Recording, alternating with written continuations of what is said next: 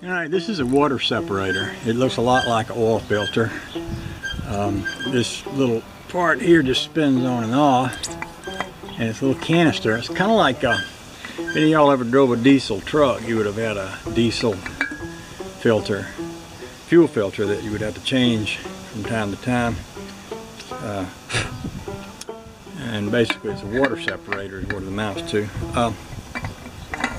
And the way you change it is to spin that off, put a new one on there. On a diesel, you have to prime these. In other words, you have to pour diesel fuel down in there to get them to pick it up. I don't think you have to do.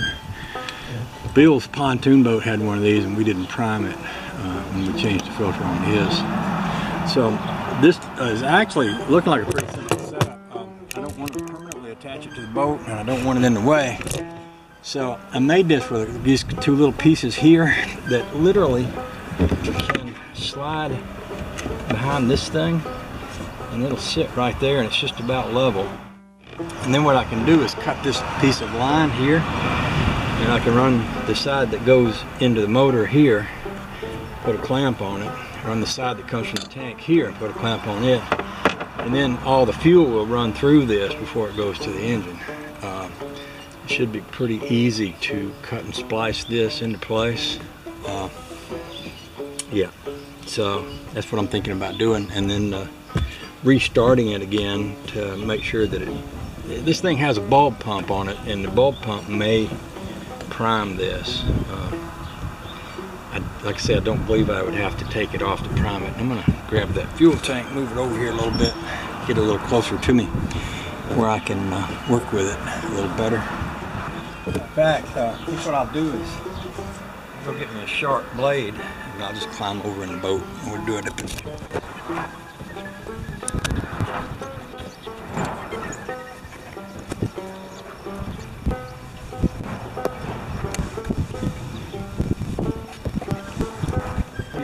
Alrighty then, I'm going to reattach the water hose, and then we'll see if she starts.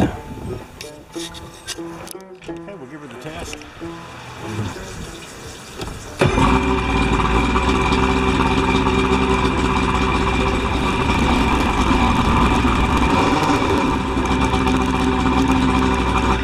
I guess the next big thing is to take it out to the water and try it.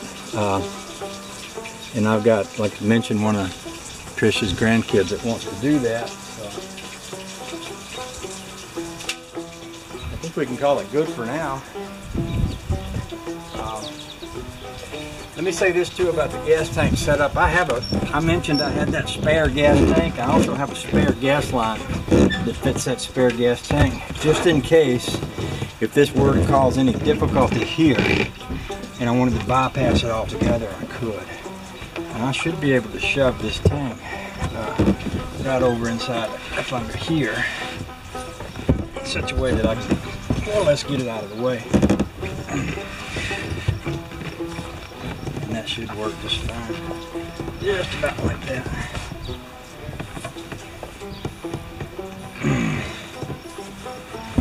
That's the best angle to set that at here.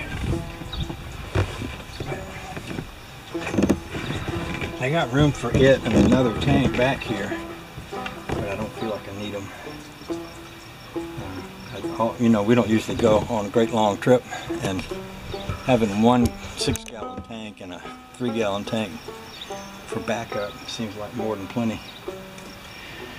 Now the other thing I want to think about is that with this weight on the back of here and that battery in here, when I pick this front end up, when I unconnect from the lawnmower to connect it back to the pickup truck or the car, it's going to want to fly up in the air.